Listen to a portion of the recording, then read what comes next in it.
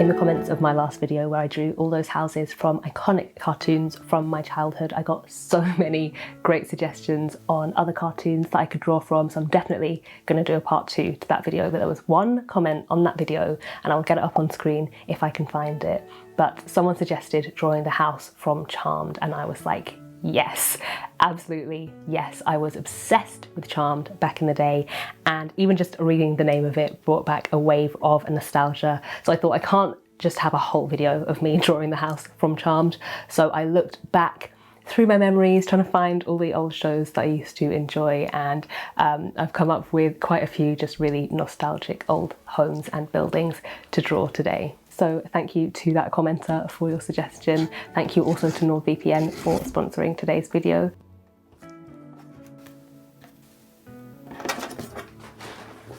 I've realised it'd probably help to get a picture up. I have a decent memory, but not a photographic memory, and it's been many a year since I've actually watched an episode of Charmed.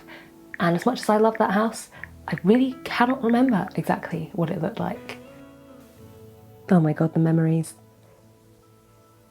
I'm just looking through a load of different pictures to see it from different angles, get a good idea of the structure of it before I settle on one picture that I can sort of adapt to fit the angle that I want it to be.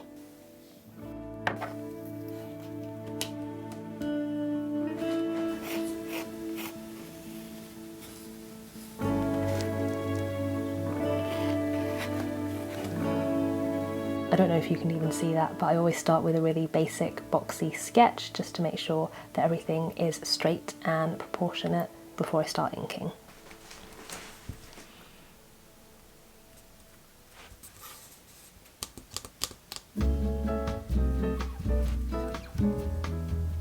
So I used to be obsessed with Charmed. I used to watch it whenever I could with my cousin and my sister, and we obviously had to play along. So I was Piper, and I think my sister was Phoebe and my cousin was Prue. I might be wrong, but yeah, we would cast spells and do that thing with a map where you like dangle a crystal over it.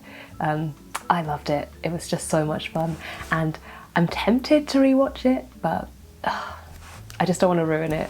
I have such good memories of it, and I loved that house. Oh my god, what I wouldn't do to live in that house. I actually always wanted to name my child Piper. I thought I'd have a daughter and name her Piper. That was always the plan.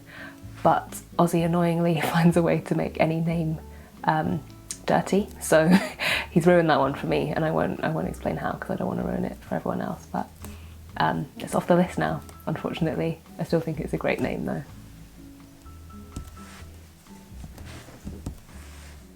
Okay, and before we get to painting, let's have a word from today's sponsor. I got my NordVPN membership through a YouTube deal like this one a couple of years ago now, and I genuinely haven't looked back since. So I hope that at least some of you out there can get the most out of the deal that I have for you today. NordVPN is a virtual private network which protects your activities on your computer and your devices, and encrypts all your data so that prying eyes and even your internet service provider can't get to your info and can't see what you're up to online. I use it to access content on streaming sites like Netflix, stuff that isn't available here in the UK. I mentioned this last time, but I am always looking for new things to watch, and NordVPN actually has over 5,000 servers in 60 different countries, so that is a lot of extra shows and films that I can have access to. And on top of knowing that my information is safe while I am browsing and shopping quite often online, NordVPN is the fastest VPN out there and can be used on up to 6 different devices. So if you are interested in checking it out for yourselves, head to nordvpn.com/Minnie to get a 2-year plan plus 1 additional month with a huge discount, or use the coupon code Minnie. I will have a link in the description if you want to check it out, and thanks again to NordVPN for sponsoring the video. Now back to these houses.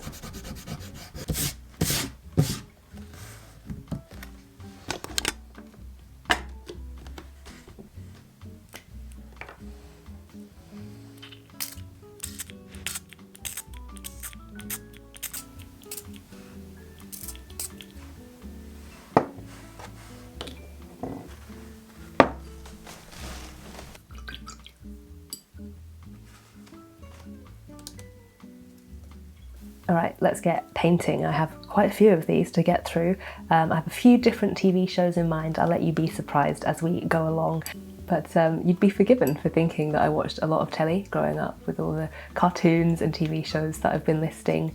But my big secret growing up, and I did keep it a secret, was that I wasn't allowed to watch telly during the week. So I kept it a secret because I didn't want to be left out. Whenever there was like a conversation at school about different TV shows, someone might be like, oh, did you watch Hollyoaks last night? And I'd be like, oh my God, yeah, it was great, wasn't it? Thinking I have no idea what happened. And then on the weekends, I would just binge like the Hollyoaks omnibus where they played like 5 episodes in a row. But it was a good rule. I could start watching telly from like Friday after school until Sunday, until dinner time. And then after that, no TV, which meant that during the week, I was free to do other things with my time. I did a lot of like crafting things, obviously. I was that kid that like made their own homework. So that tells you a little bit about what kind of person I was. I used to make myself these little projects, like I did one on ancient Egypt, I remember doing one on the human body, and I did one on like black women through history, where I would like just do my own research, go to the library, print stuff out from the internet and like assemble pictures and do drawings and like write out all these facts and things. And sometimes I know that I would actually take it to school and like give it to my teacher to see what they thought. I mean, where is that commitment now to like overachieving? I really need to get that mindset back. But I also spent a lot of time playing The Sims. That was like my whole life. I don't think I needed telly during the week because The Sims was just everything. And like once I was more on the internet, it was like Neopets, and the Cartoon Network website had such good games.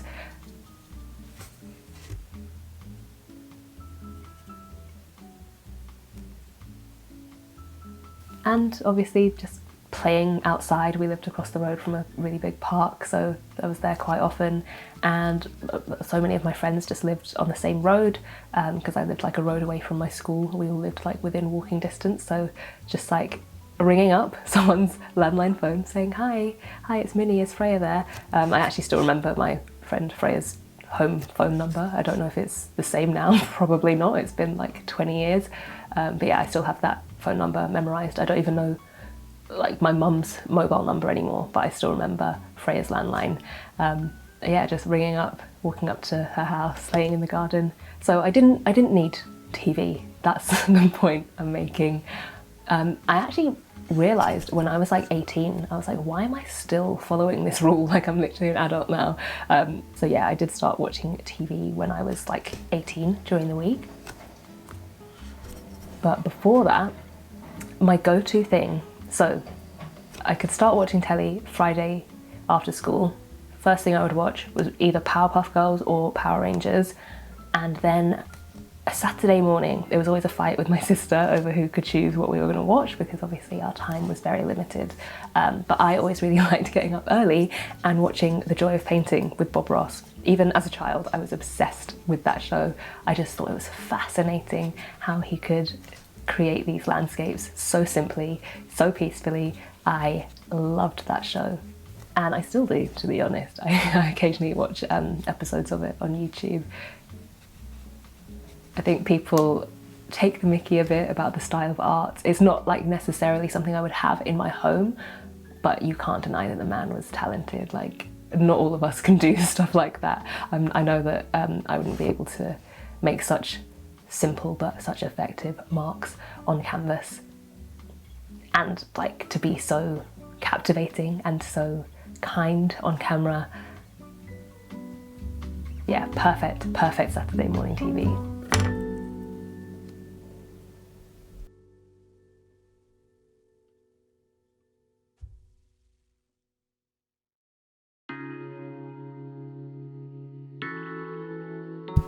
Okay, that is one down. I'm thinking next, Fresh Prince of Bel-Air.